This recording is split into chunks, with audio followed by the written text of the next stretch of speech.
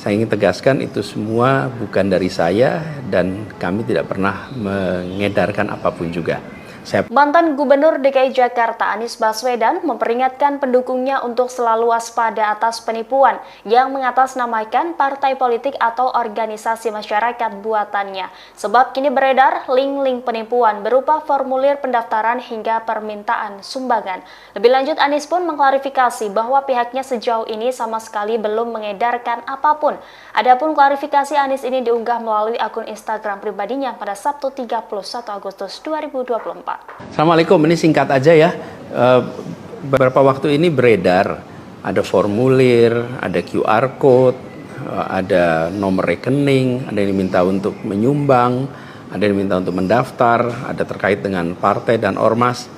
Saya ingin tegaskan itu semua bukan dari saya dan kami tidak pernah mengedarkan apapun juga.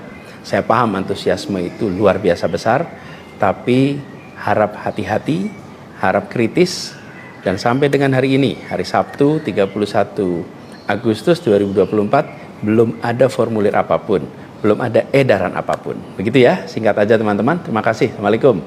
Download Tribun X sekarang, menghadirkan lokal menjadi Indonesia.